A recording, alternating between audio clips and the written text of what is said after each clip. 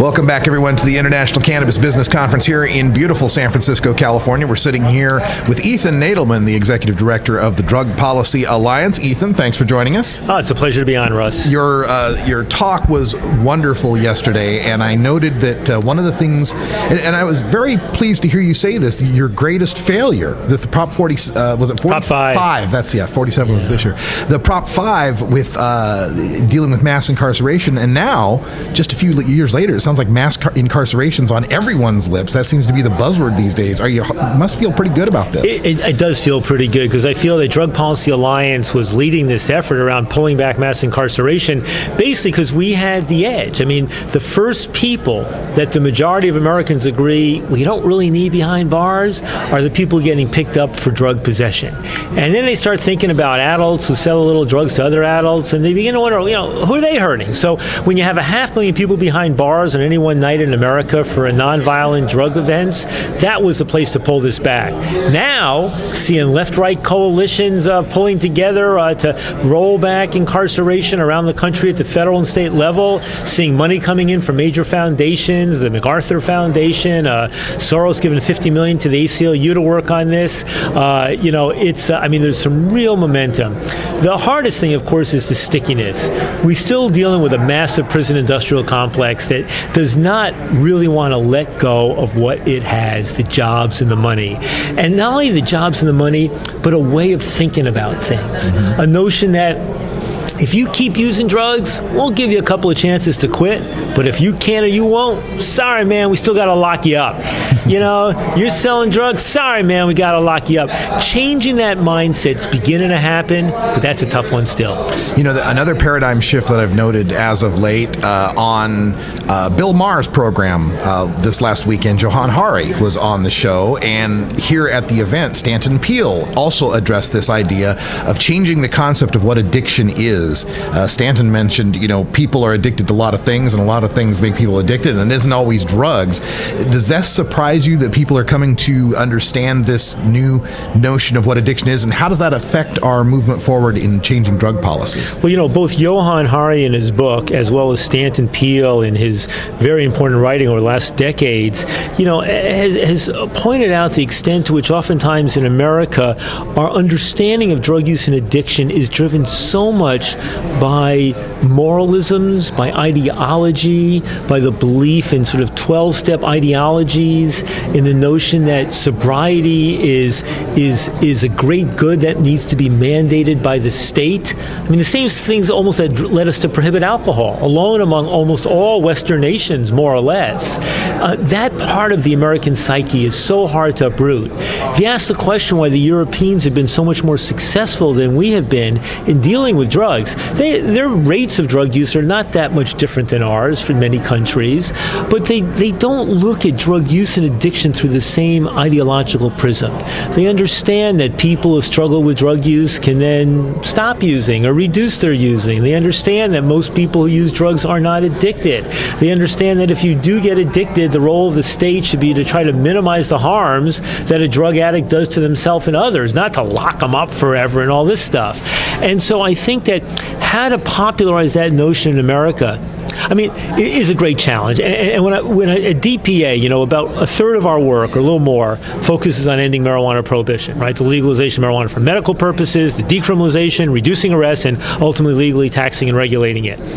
The second third of our work is about ending mass incarceration, and especially stopping the flow of people into jails and prisons for nonviolent drug offenses. The third part is the one that remains the most difficult, and that's about treating drug use and addiction seriously as a health issue, not a criminal issue. It's looking what Portugal has been doing, where they don't put anybody in jail for simple drug use or possession. It's looking at what other European countries are doing by allowing heroin addicts to get pharmaceutical heroin from a clinic, which has been enormously successful, but we don't talk about it here. So that basic idea that you don't need to lock people up for simple drug use or possession, and that addiction is not a fatal disease or not a disease of life, but that there are other ways to think about that, that's a broader cultural shift in understanding that needs to get some serious traction fast. Absolutely. As we move forward with one of those thirds, marijuana legalization, I'm interested in how you might project the arc of legalization? I know when we passed medical marijuana here in California, it was pretty wide open. And then the next states had plant limits and condition lists. And then the next states had no home grow. And then it seemed to got more restrictive as it moved across the country. Do you see a similar arc with legalization? I heard you talking about the Ohio thing a second ago. It's going to be, I think it's going to be to some extent different. And I think it's, the thing I don't like about where we're headed is that legalization, the shape of marijuana legalization is going to be driven more and more by large-scale economic interests, right? Mm-hmm. It's the dilemma that I'm facing right now with Ohio, where there's likely going to be a ballot initiative this year in 2015 to legalize marijuana, right? And it's, on the one hand, this initiative is going to end the criminalization of marijuana possession. It's going to try to protect patients. It's going to open up a whole huge industry for distribution and all sorts of other things. I understand there's a possibility that they may revise this initiative so it could include home grow, in fact, even in that, which would be very important. But it's being funded by 10 business interests, each of whom are putting up the money to legalize marijuana, but in return they're going to write into the state constitution that only those 10 business interests can produce wholesale marijuana, basically using the casino model. And so it just kind of, in the absence of these business interests getting together to do this, marijuana would remain illegal in Ohio for years to come. And I'm very grateful for these guys stepping up. But then writing into this constitution that they're going to have an oligopoly for in perpetuity just kind of sticks in your craw. Now, I think when you look at what happened with medical marijuana, what happened was as we had to go in the ballot initiatives, we could more or less draft what we thought was right, tempered by what the polling showed us was possible. The more you get into the legislative frame, that's where the compromises happen. So in New Jersey, we led that effort. In the last minute, they banned home grow, first state to do that. Then we go in New York, and moving forward, and the last moment, Cuomo pulls a fast one on us, and they ban whole plant marijuana. So I think the legislative got more and more restrictive on medical. In the case of full-scale legalization, I think what's going to happen possibly is that big business interests may start to fund and drive these ballot initiatives to serve their own interests, and some advocacy groups may be working hand in hand with them rather than trying to check how far that's going. For DPA, certain principles that we stand for on that. The legislative process is going to be a lot more complicated, and I don't know how that's going to play out. Whether the big business interests will dominate there, whether the public health side or other, the same things that bounded medical marijuana will play out on full legalization, that remains to be seen. The list of states that are projected for 2015, 2016, California, Arizona, Nevada, Massachusetts, Maine, Vermont, Rhode Island, these type of states are also states that were in the vanguard of passing medical marijuana. Do you foresee a state jumping that trend and going straight to legalization by any chance? I'll tell you, my friend Travis Maurer, who played a pivotal role in bringing me and DPA to take a serious look at doing Oregon in 2014. I mean, he deserves a huge amount of credit for pulling us in there and getting that thing going. But his roots and his passion are Missouri. And what I've told Travis is if the polling there is actually persuasive, which I find hard to believe it will be, but if it is persuasive, we'll take a look at Missouri. I'll also say, there's places like, Arizona was sort of late to the medical marijuana game. So if it does do it, marijuana legalization, it would be sort of jumping over a bunch of others. In New Mexico does not have an initiative process, but there are ways to put things on the ballot.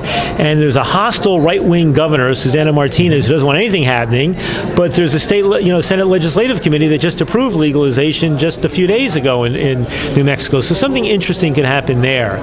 I don't know what other state. I mean, the real surprise would be Ohio, because Ohio still doesn't have legal medical marijuana. And if they pop through in 2015, it's going to be, I think, a net good. Although I do worry about other business interests rolling with that model with a lot less sensitivity to the broader marijuana interests and, individual interests and medical interests than we've seen in Ohio. Yeah, I've heard that from my listeners in Ohio who say, I don't want the precedent to be set that legalization is up for the highest bidder. And I go, I don't know. If you're living in Kansas and some billionaire comes along and says, hey, I'll legalize for you, but I get to grow everything, how could you turn to a bunch of Kansans who are going to get criminal records and jail and tell them no? No, exactly. If you're in Kansas, I think one might be inclined to say, okay, if you think you can knock out your money's big enough, you get to grow it all, and you knock out the prohibition on possession, et cetera, et cetera. Yeah. And then down the road, we can try to remove your monopoly, but at least you'll have ended the prohibition. I mean, I think to some extent, I'll be talking to the Ohio activists in coming weeks, but already the conversation is guys, I'm with you, I get it, but do marijuana legalization activists want to be in the position of opposing a marijuana legalization initiative that advances much of what they're fighting for, but has this unfortunate feature of creating a constitutionally mandated oligopoly on wholesale production?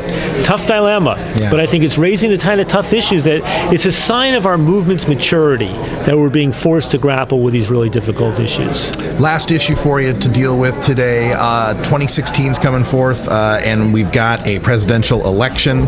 Both sides, although Hillary Clinton seems to be, some people say, inevitable. The GOP side, there's a whole bunch of people involved. And I just want to get your thoughts on how you see the legalization and the reform efforts, the end of mass incarceration and all of this, affecting presidential politics moving forward.